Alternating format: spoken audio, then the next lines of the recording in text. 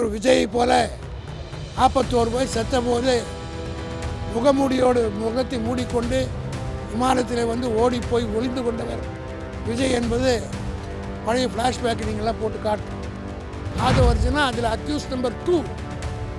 ஒரு அக்யூஸ்டாக இருக்கக்கூடிய ஆதவர்ஜுனா நேற்றைக்கு சட்டம் தெரியாமல் நீதிமன்ற நடவடிக்கைகள் புரிந்து கொள்ளாமல் சுப்ரீம் கோர்ட் என்ன சொன்னது, அந்த வழக்கை ஓய்வு பெற்ற ஒரு சுப்ரீம் கோர்ட் நீதிபதியுடைய தலைமையில் விசாரணை நடந்து கொண்டிருக்கு. இவர் வந்து குஷி ஆனந்த் A2, முரளி நிர்மல்குமார் A3, ஆதவர்ஜுனா பிறகு சேர்க்கப்பட்டார். ஜெகதீஷ் பழனிசாமி, அதாவது அவருடைய இன்றைக்கு இருக்கக்கூடிய விஜயனுடைய பொலிட்டிக்கல் அட்வைசராக அவர் வைத்திருக்கிற பிரைவேட் செக்ரட்டரி வச்சிருக்கார். இவர்களெல்லாம் அக்யூஸ்டாக போடப்பட்டது.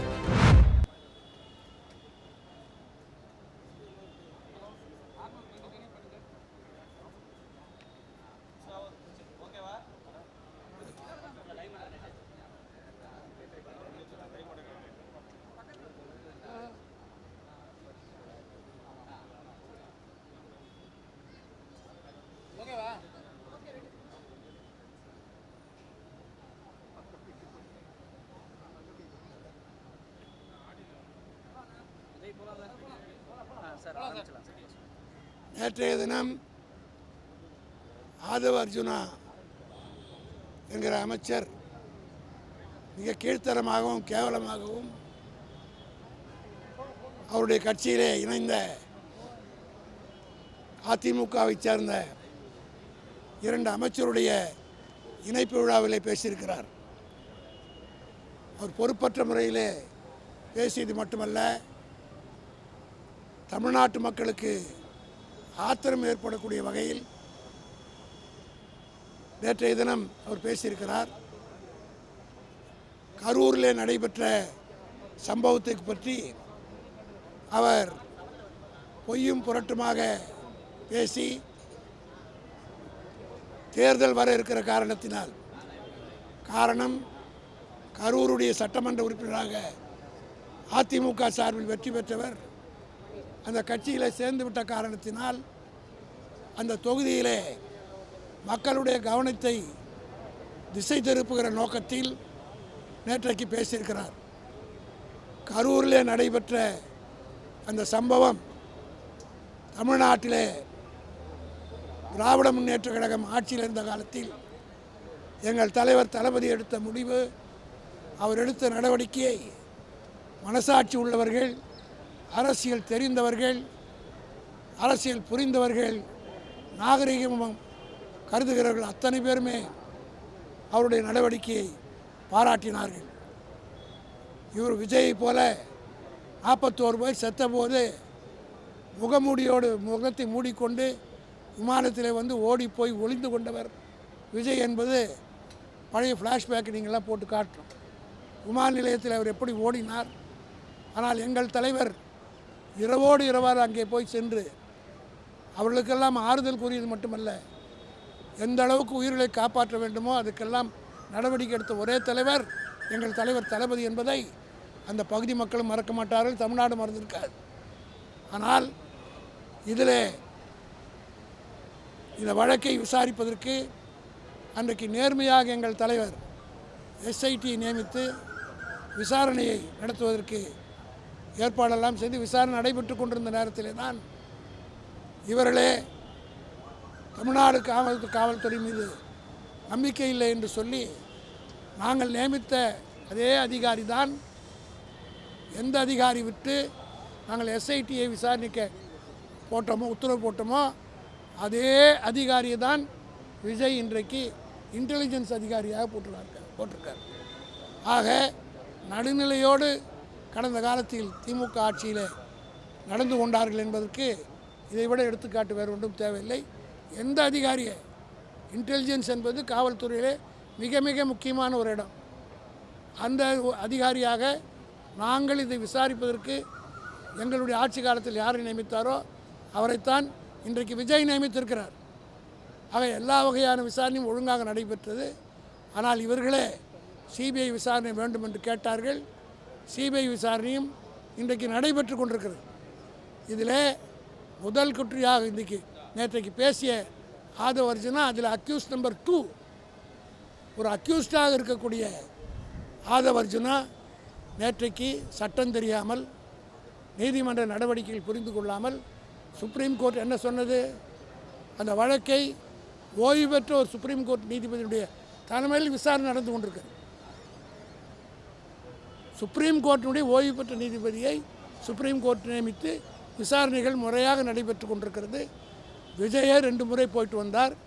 இவர்களெல்லாம் நேற்றுக்கு பேசிய Aadhav Arjuna A2, Bussy Anand A2, இவர் வந்து புஷி ஆனந்த் A2, முரளி நான் ஒரு நிர்மல் குமார் A3, ஆதவ அர்ஜுனா பிறகு சேர்க்கப்பட்டார்.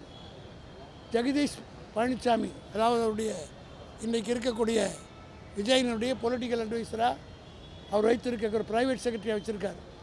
இவர்களெல்லாம் அக்யூஸ்டாக போடப்பட்டது.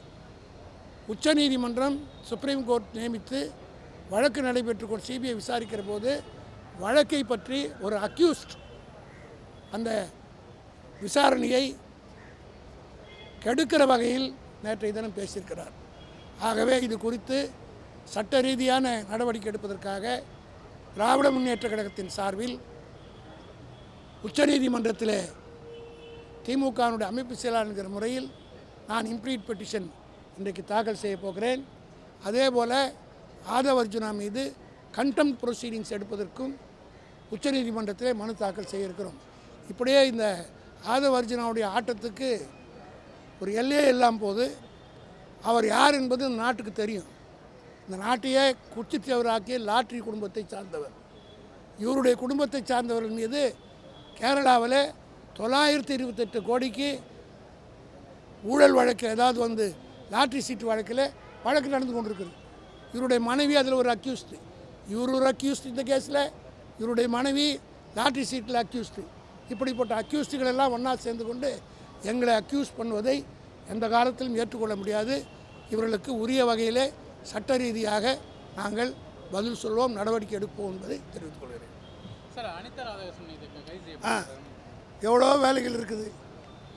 இதையெல்லாம் விட்டுட்டு அனிதா ராதாகிருஷ்ணன் எப்பவுமே இந்த மாதிரி அவதூறு வழக்குகளை கைது பண்ணுறதே கிடையாது.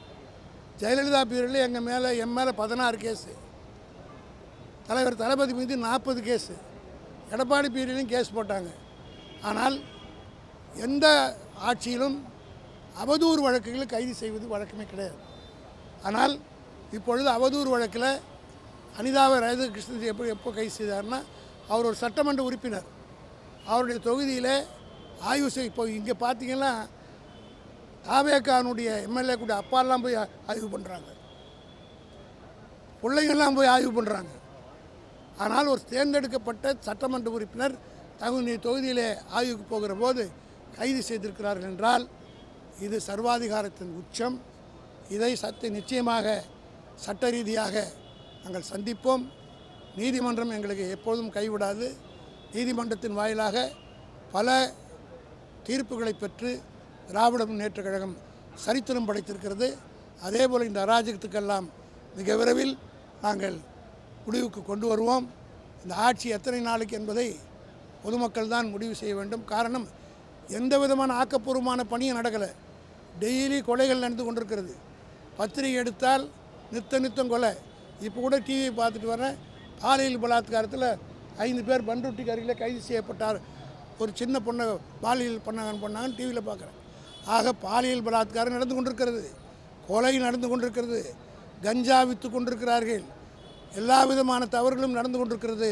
ஆனால் அதையெல்லாம் கவனிப்பதற்கு இன்றைக்கு இருக்கிற ஆட்சியாளருக்கு நேரமில்லை. திமுகவை பழிவாங்க நினைத்தால், திமுக என்பது வெட்ட துளுக்கிற மரம், அரைக்க மணக்கிற சந்தனம், தீட்ட ஒழிக்கிற வைரம் என்பதை இன்றைக்கு புதிதாக ஆட்சிக்கு வந்திருக்கிற புதிய பசங்க தெரிஞ்சுக்கணும்.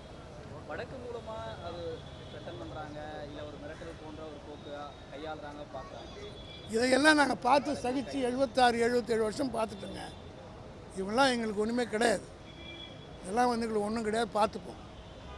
திமுக தலைவரும் கட்சியை விட்டு விலகினாதான் திமுக நல்லதுன்னு சொல்லி அவர் யார் அவர் சொல்கிறது?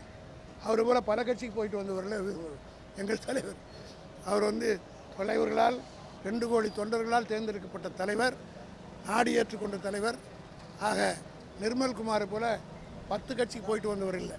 இன்னும் 8 கட்சி, இந்த ஒன்று மாத்திரம் சொல்கிறேன், தெருவில் இருக்கிறதெல்லாம் கொண்டாந்து குப்பை மாதிரி கொண்டாந்து மொத்தமாக வச்சுட்டு லாரியில் ஏற்றிட்டு போவாங்கள்ல, அதுபோல் இன்றைக்கு விஜய் ஒவ்வொரு கட்சியில் இருக்கிற குப்பைகளாக கொண்டுட்டு வந்து ஆட்சியில் வச்சுருக்கார். மிக விரைவில் இவங்களால் தான் இவருக்கு ஆபத்து வரப்போகுது. நிர்மல்குமார் பல கட்சி போயிட்டு வந்தவர், இந்த கட்சியில் மட்டும் எவ்வளோ நாளுக்கு இருப்பார்ன்றது பொறுத்து வந்து பார்ப்போம். ஆகவே இவரை போன்றவர்கள், அதே போல் ஆஜூர் தான் எத்தனை கட்சிக்கு போயிட்டு வந்தவர். அதனால் அற்றகுலத்து அறிஞர்கள் பேர் ஓடுறவங்க. இன்றைக்கி ஆட்சி இருக்க கூட விஜய் கூட இருக்காங்க, நாளைக்கே இதான் ஆகிப்போச்சுன்னா ஓடி வந்துடுவாங்க. சொல்ல முடியாது, எங்ககிட்டே அப்ளிகேஷன் போட்டான்னு போடுவாங்க. அமைச்சர் ரமேஷ் திமுகவை பாப்பா மாடல் விமர்சிச்சிருக்காரு. அவர் ரமேஷ் யாருன்னா, நீங்கள் எஸ்ஆர்எம்மில் போய் கேளுங்க. அவர் அங்கே வேலை செஞ்ச போது என்ன செஞ்சுட்டு வந்தார், நாங்கள் என்ன சொன்னார் அவர் பாப்பா மாடல் அப்படின்னு திமுகவை எதுக்காக சொல்கிறார்? பாப்பா மாடல் விமர்சிக்கிறதுக்கு, அதனால திமுகவுக்கு பாப்பா மாடல் பெயர் இருக்குன்னு சொல்லியிருக்காரு. எதுக்கு எடுத்தாலும் திமுக அழுகுது அப்படின்றாரு. எங்கே அழுகுது? ஆக்கப்பூர்வமான கேள்வி இல்லாமல் எதுக்கு நாங்கள், எங்களுக்கு பேரே பெரியார் வச்சது கண்ணீர் துளிகள்.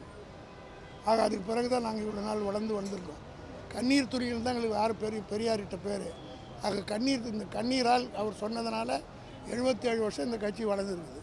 அதனால் இந்த பாப்பாங்களுக்கெல்லாம் நாங்கள் பதில் சொல்ல வேண்டியதில்லை.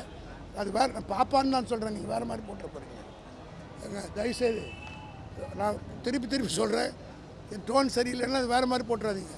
பாப்பாவுக்கு தான் பதில் சொல்கிறேன், அவ்வளோதான். ரைட்.